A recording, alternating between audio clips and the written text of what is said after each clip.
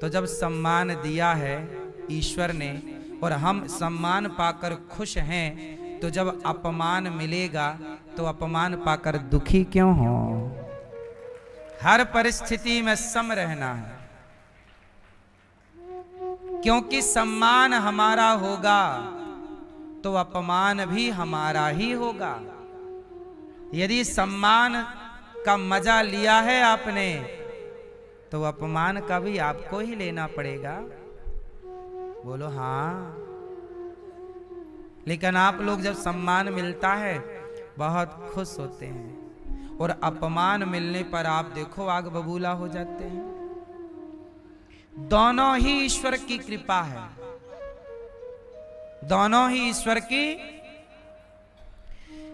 भागवत जी में एक बार प्रसाद ककड़ी का बांटा गया, तो भक्त लोग ककड़ी का प्रसाद लेकर चले। एक भक्त को कड़वी सी ककड़ी मिल गई, तो जरा सा खाया और थू थू थू थू थू थू थू थूक दिया और ककड़ी भी फेंक दी। पीछे से दूसरा भक्त, वो भी कथा से उठा था, वो गया, उस ककड़ी को उठाया, धुला और खाने लगा। तो जिसने फेंका उसने बोला, भाई साहब ये कड़वी है, क्यों खा रहे हो? तब उसने कहा कि भैया रोज भागवत जी के प्रसाद में हमें कभी हलवा मिलता था, बूंदी मिलती थी, मक्खन और मिश्री मिलती थी, तब तो आपने नहीं फेंका कि बहुत मीठा है, थू थू थू थू थू। जब मीठा प्रसाद गप कर गए तो एक दिन कड़वा मिला तो थू थू कर रहे हो। अरे मीठा भी उसका ही प्रसाद था और ये कड़वा भी उसका ही प्रसाद है। यदि 6 दिन मीठा खाए हो और एक दिन कड़वा खाना पड़े तो उसमें थू क्या है? जीवन में इतना सुख मिला, किसी समय थोड़ा विपत्ति मिल गई, दुख मिल गया, तो घबराते क्यों हो? यदि सुख उसका दिया था तो दुख भी उसी का प्रसाद है। आप लोग मीठा मीठा करते हो गप और कड़वा कड़वा थू, इसलिए आप परेशान हो। साधु जी को एक थप्पड़ मारा उस प्रेमी ने कि तूने मेरी प्रेमिका के कपड़े गंदे कर दिए। साधु जी ने कोई जवाब नहीं दिया। वाह प्रभु की माया। वो चलते गए, वो अपनी मस्ती में छप छप खेल रहे। अब इसने मार दिया।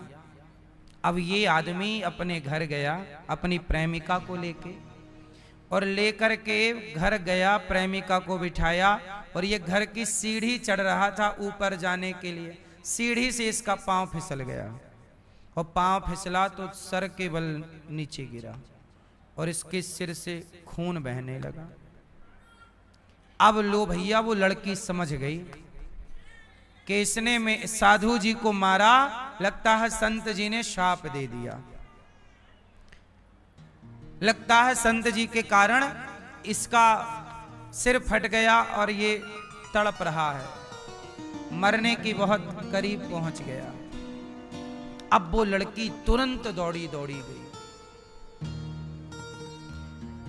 उसी रास्ते पर गई तो वो साधु जी उसी रास्ते पर आगे जा रहे थे मस्ती से। लड़की गई और साधु जी के चरणों में गिर पड़ी।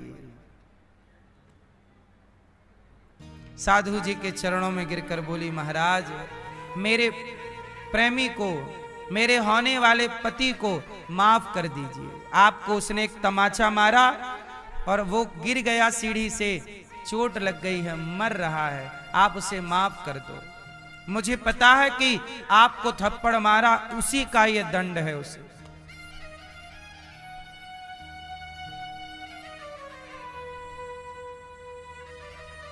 तब साधु जी ने जो कहा वो आप सुनेंगे उस लड़की से।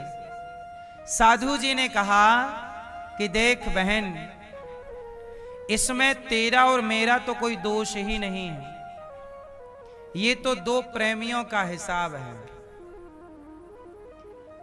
तेरे कपड़े गंदे किए तो तेरे प्रेमी को बुरा लगा, मुझे थप्पड़ मारा तो मेरे प्रेमी को भी तो बुरा लगा।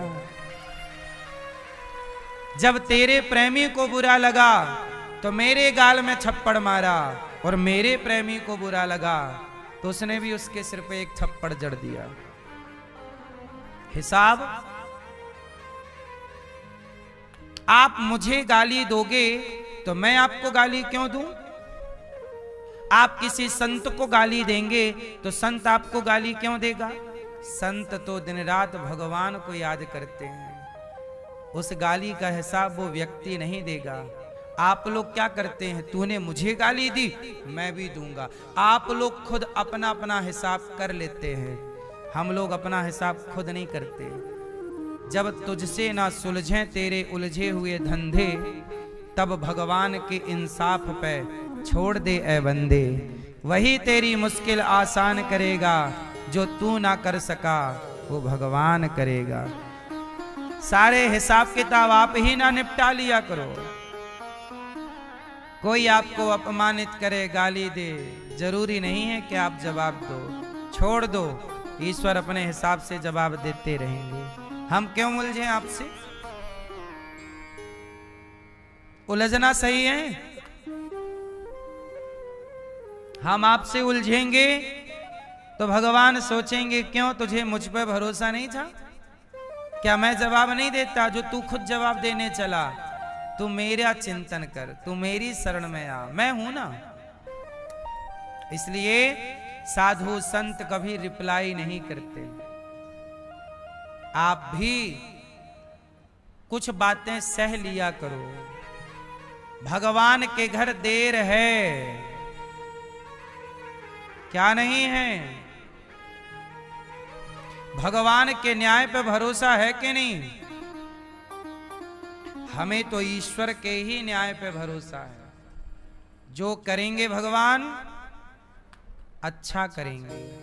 इसलिए भगवान ने भक्तों के लिए गोवर्धन उठाया, इंद्र का घमंड तोड़ा, गिरिराज जी को रखा, इंद्र चले गए।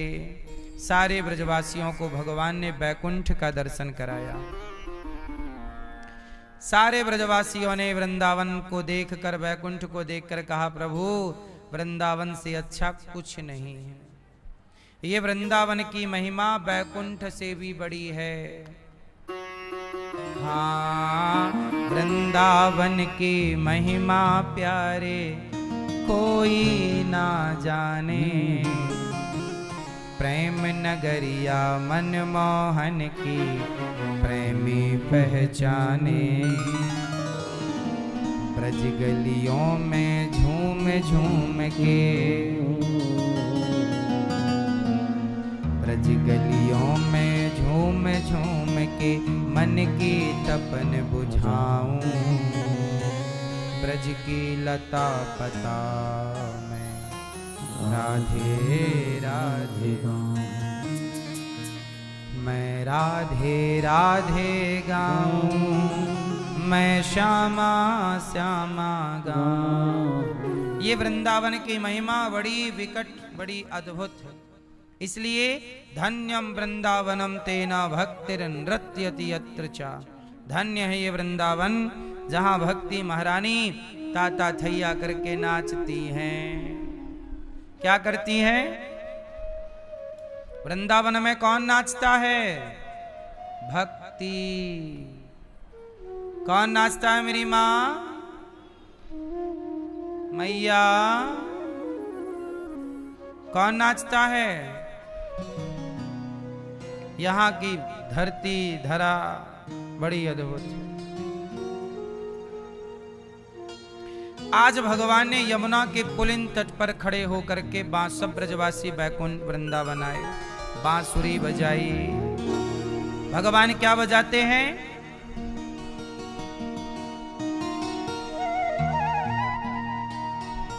बांसुरी क्यों बजाते हैं भगवान? अच्छा, ये बांसुरी कन्हैया को किसने दी?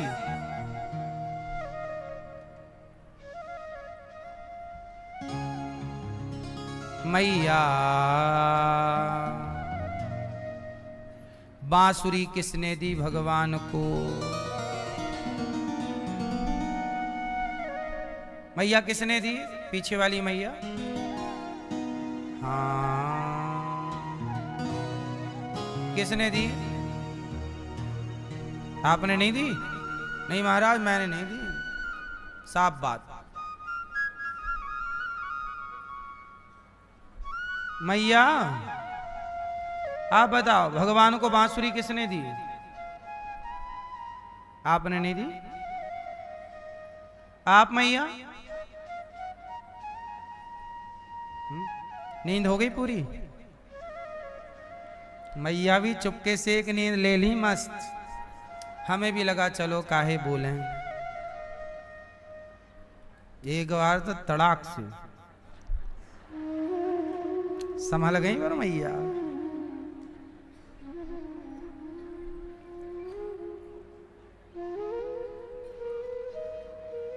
हाँ जिंदाबाद, हाँ बोलो। हैं? कन्हैया को बांसुरी किसने दी? कन्हैया को बांसुरी दी भगवान शिव ने। किसने दी? शिवोहम, शिव। शिव जी ने बांसुरी दी, और केवल दी नहीं, शंकर जी ही बांसुरी बन करके, ये बांसुरी कौन है? शंकर जी ने बांसुरी का अवतार धारण कर लिया। ये बांसुरी शिव ही है। वंशस्थु भगवान रुद्र। बांसुरी कौन है? शिव। शंकर जी भगवान के बिना रहते नहीं। अब कई लोग कहते हैं महाराज हम पहले ओम नमः शिवाय ओम नमः शिवाय जपते थे, अब हम श्रीमन नारायण जपें कि राधा राधा राधा राधा जपें, क्योंकि हम पहले ओम नमः शिवाय जपते थे। तो भक्त लोग कंफ्यूज हो जाते हैं कि हम कहीं श्रीमन नारायण जपने लग जाएं, राधा राधा जपने लग जाएं, तो कहीं शंकर जी नाराज ना हो जाएं, क्योंकि हम वही जपे हैं अभी तक, शिव ही शिव जपे हैं, ओम नमः शिवाय ओम नमः। मैया, ओ पीली मैया, काहे खड़ी हो मेरी माँ? बैठ जाओ। ओ सफेद बहन,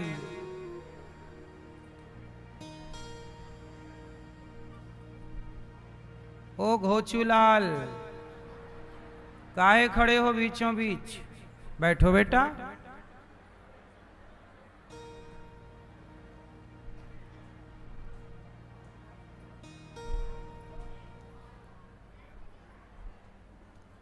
सुनो,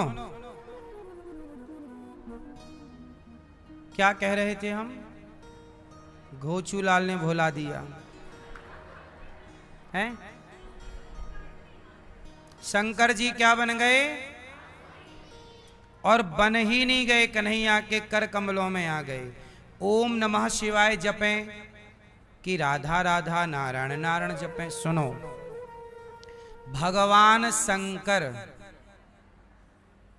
किसका नाम जपते हैं? जब काशी में कोई मरता है तो उसकी मुक्ति होती है, सुना होगा आपने। काशी में मरने वाले की क्या हो जाती है? अच्छा, काशी में मुक्ति तो होती है, सुना है कि शंकर जी आके कान में मंत्र देते हैं। तो बता सकते हो आप लोग कि शंकर जी काशी में मरने वाले के कान में कौन सा मंत्र देते हैं? कौन सा मंत्र देते हैं?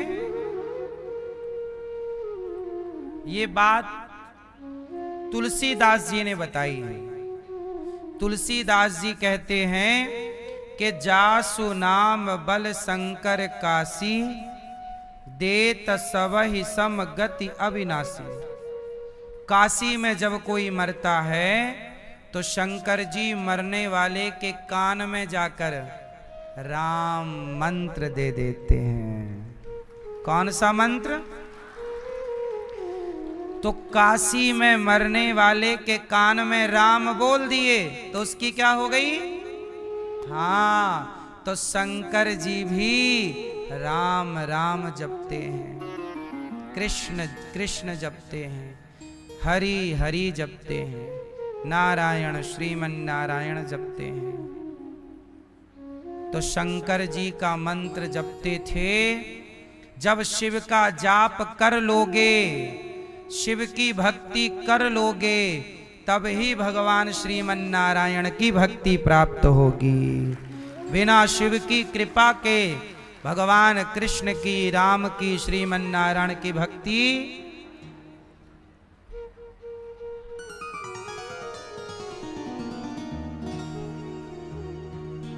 हमने भी अपने बचपन में मंदिर में पूजा की है, तो वहां शिव जी भी हैं, तो हमने खूब शिव जी को सुंदर कांड सुनाया है और हनुमान जी को, और शिव जी की खूब सेवा की।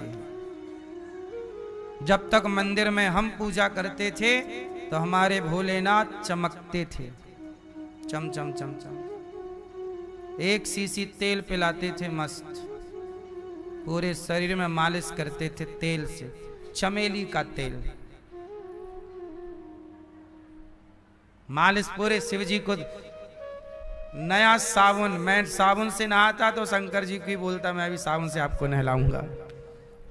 बच्चे थे तो शिव जी को भी साबुन लगाते, और बाल्टी बाल्टी पानी, कई बाल्टी, नल का पानी मतलब हैंडपंप, मंदिर के पास में हैंड जाते, बाल्टी भरते लाते, शिव जी को साफ करते और फिर बढ़िया तेल लगा के मालिश करते शंकर जी,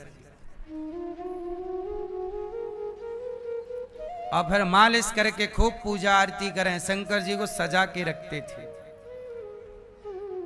जल चढ़ाना, तेल से मालिश करना, पुष्प से श्रृंगार करना, और फिर उन्हें सुंदर कांड सुनाना। वही शिव की कृपा हुई कि भगवान शिव ने दास अनिरुद्ध को वृंदावन धाम भेज दिए। ये देखो, ये भोलेनाथ की कृपा ही तो है।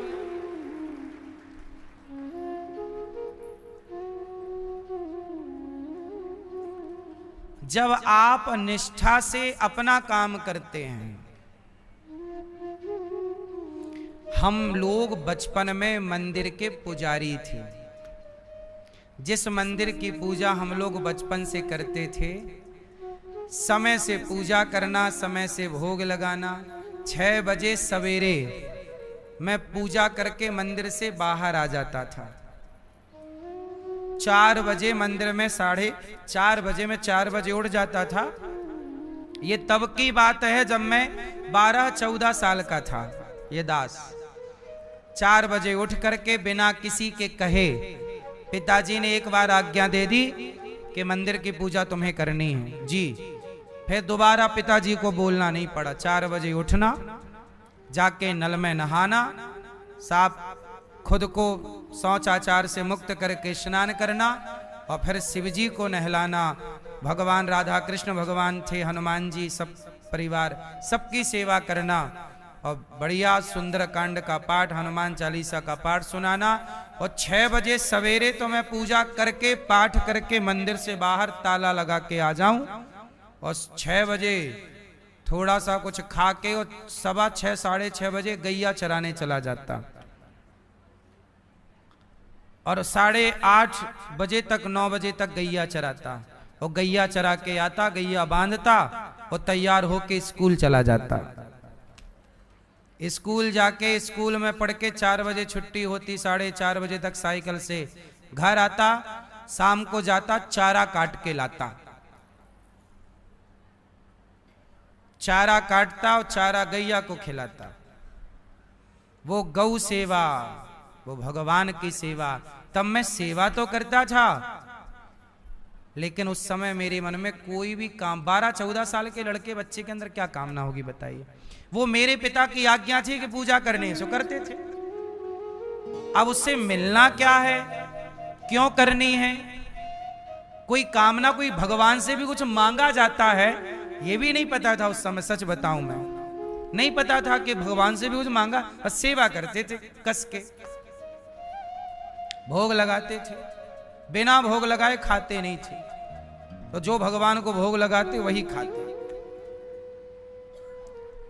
और ऐसे गौ सेवा की और भगवान जी की सेवा की। और मुझे बचपन में संतों की सेवा का बड़ा शौक था। कोई भी साधु मिल जाए मैं साधुओं की पकड़ के घर ले आता और मैया से कहता कि संत आए हैं, चलो भोजन बनाओ। और भोजन बना के उनको खिलाते पिलाते। एक बार तो गजब हो गया, मैं 8 साधु घर में ले आया। और जब मैया के पास गया तो मैया ने कहा घर में कुछ नहीं है, तुम ले आए। अच्छा, हम खुद भीख मांगते थे, घर में कुछ था नहीं, तो हम अपनी मौसी, मतलब गांव में ना अगल बगल के लोगों को चाची मौसी कहते हैं। गांव में यही ना परंपरा है, अगल बगल के लोगों को क्या बोलते हैं? मौसी, चाची, बुआ। तो हम मौसी के घर से आटा ले आए, मौसी आटा दो जरा। गांव में चलता है आटा वगैरह एक दूसरे से ले आते हैं। तो आटा ले आए और हमारे घर में संत आ गए, मैं संतों को पकड़ के ले आया। वो जा रहे थे, संयोग से ऐसा हुआ कि मैं मंदिर में बैठा था, सड़क के किनारे मंदिर था।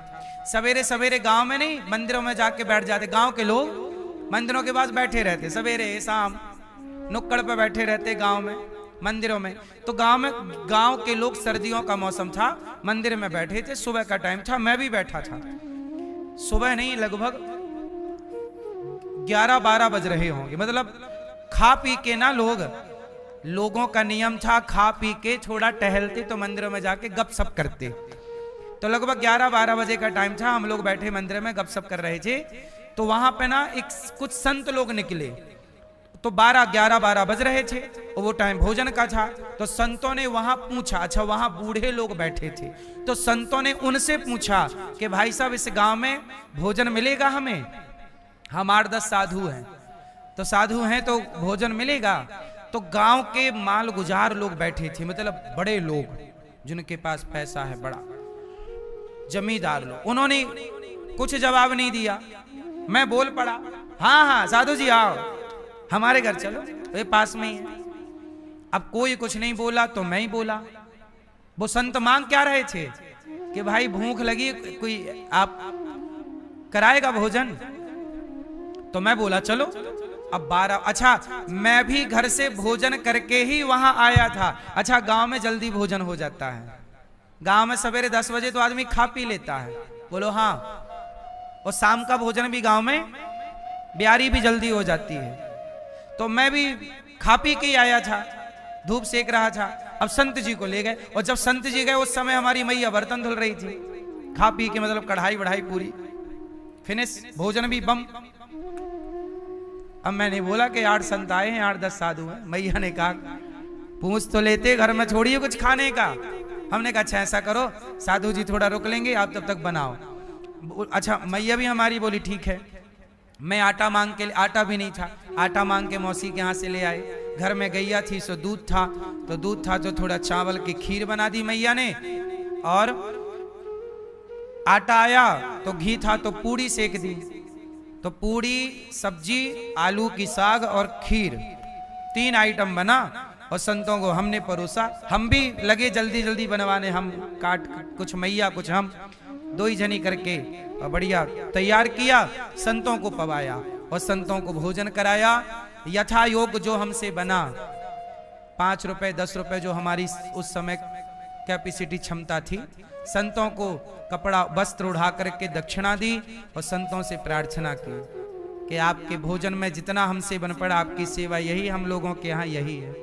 संतों ने कहा कि बेटा बहुत अच्छा लगा भोजन, भगवान तुम्हें सुख रखे।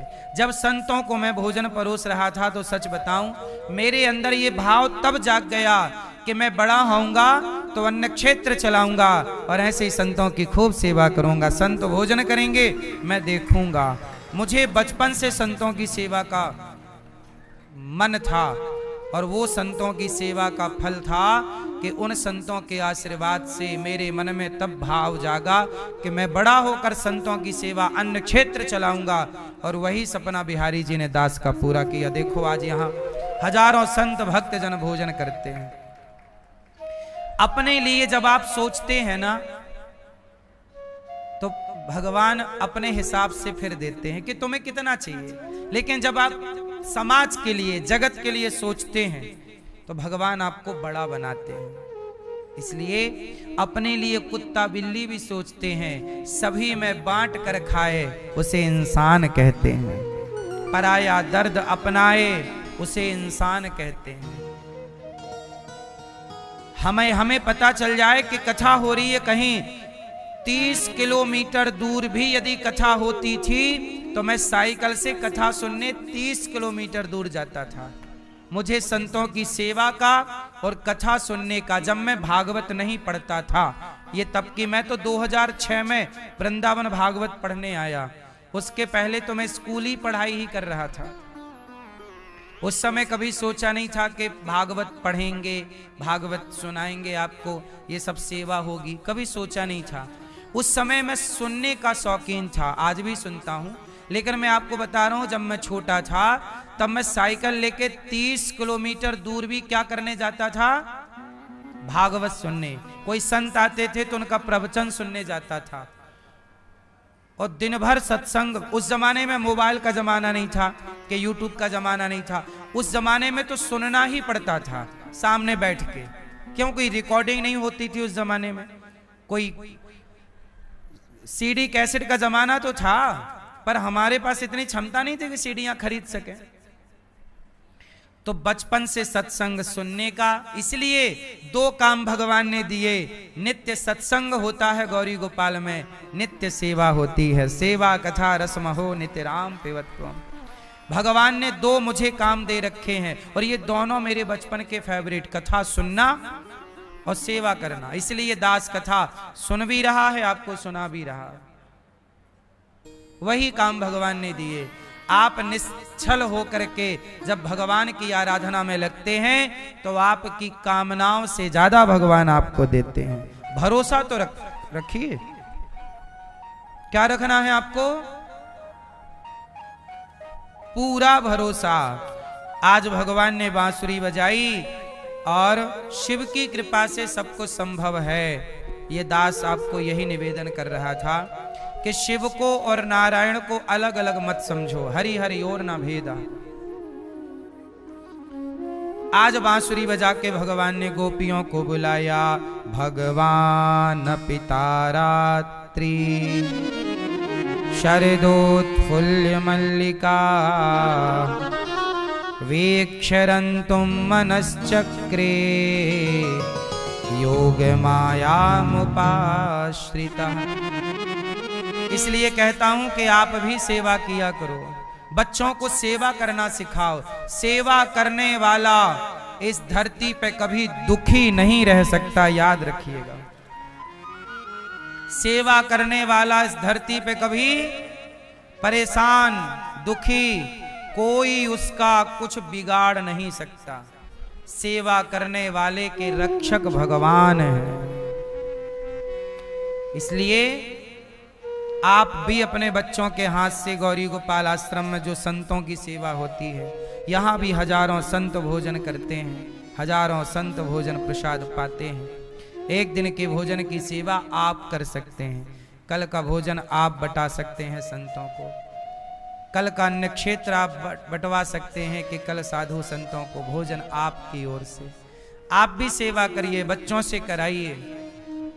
भगवान जीवन में हर संकट को टालते हैं सेवा से। देखिए कितने संत यहाँ नित्य प्रसाद पा रहे हैं, हजारों संत पर डे भोजन कर रहे हैं। इससे बड़ी सेवा क्या होगी? बच्चों को जोड़िए इन सेवाओं से।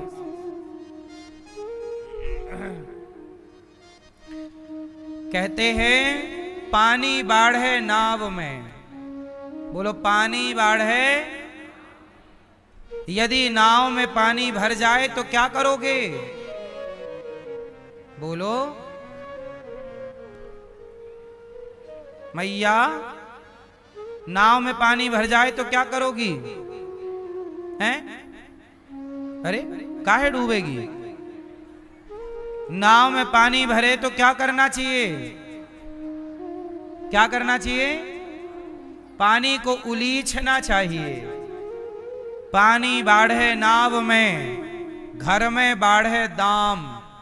नाव में पानी भर जाए और घर में पैसा आ जाए तो दोनों हाथ से उलीछना, वरना पानी नाव को डुबा देगा और पैसा जिंदगी को डुबा देगा। इसलिए नाव को बचाना है तो पानी को उलीछो मतलब खाली करो, और जिंदगी को बचाना है और पैसा है तो पैसे से पुण्य करो, वरना वही पैसा आपसे पाप करा के डुबा देगा। पैसा सही जगह खर्च नहीं होगा तो पैसा अपने रास्ते ढूंढ लेता है। ये बात सही है कि गलत है?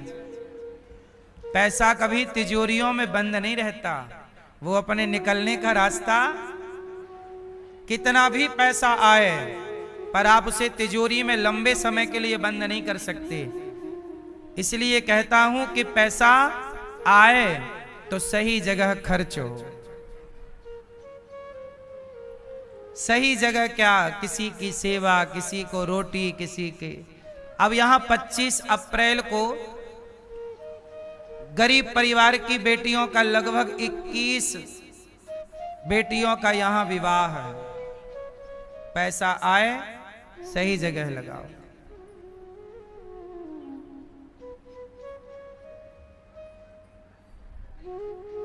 आपको अपनी बेटी के लिए, अपनी बहू के लिए, अपनी पत्नी के लिए मंगलसूत्र बनवाने पड़ते हैं।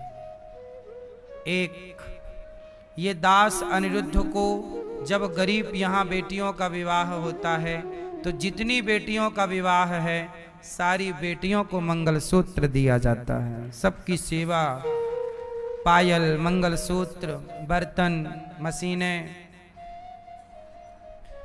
सिलाई मशीन, बेड, कूलर इत्यादि चीज आप लोग अपने लिए सोचते हैं। ये दास हर समय सेवा के भाव को लेकर के चलता है। इसलिए आपसे निवेदन है कि आप भी जुड़ें और बच्चों को भी सेवा से लगाएं। फिर देखो कि आपके जीवन में तरक्की कितने गुना होती है। आजकल लोगों ने दान पुण्य करना छोड़ दिया, इसलिए जहां की तहां है। आज भगवान ने यमुना के तट पर बांसुरी बजाई, भगवान पिता रात्रि। आज वह रात्रि आ गई, गोपियों को इंतजार था इस रात्रि का। अधरों पे बांसुरी रखी, भगवान ने क्या रखी? बांसुरी रखी और बजाई। भगवान ने बजाई, बांसुरी बजाई। वंशी ओ वंशी इतना बता तूने कौन सा पुण्य किया है, खुश होकर कान्हा ने तुझको हाथों में थाम लिया है। गोपियां बांसुरी से कह रही हैं, बंसी तूने कौन सा पुण्य किया कि जगत के पालनहार के हाथों में रहती है, उनकी अधरों से लगती है। कौन सा पुण्य तूने किया? बंसी बोलो ना, बंसी बोलो ना।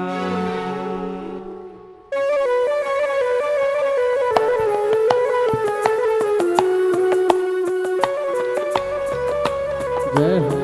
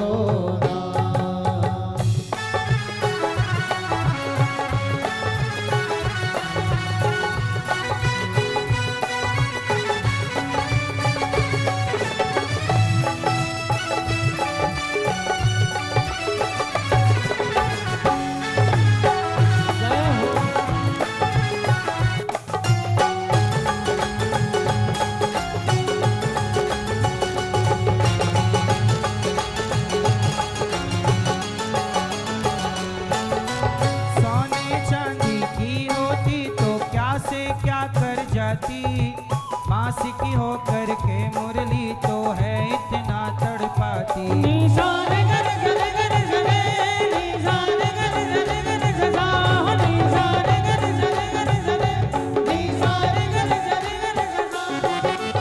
सोने चांदी की होती तो क्या से क्या कर जाती, बांस की हो करके मुरली तो है इतना तड़पाती। सबको वश में करने वाली, सबको वश में करने वाली श्याम को वश में किया है। सबको वश में करने वाली श्याम को वश में किया है। खुश होकर कान्हा ने हमको हाथों में थाम लिया है। वंशी बोलो ना, वंशी बोलो ना, वंशी बोलो ना, वंशी बोलो ना।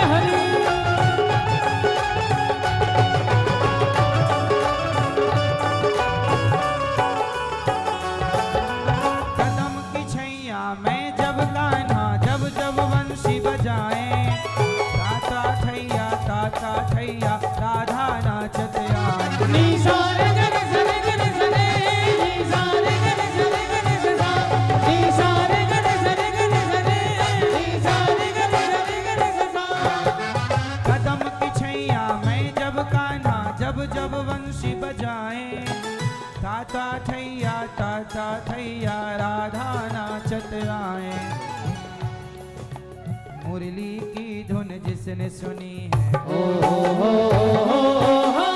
मुरली की धुन जिसने सुनी है, घायल वो तो हुआ है। मुरली की धुन जिसने सुनी है, घायल वो तो हुआ है। खुश होकर कान्हा ने हमको हाथों में थाम लिया है। वंशी बोलो ना, वंशी बोलो ना, वंशी बोलो ना, वंशी बोलो ना।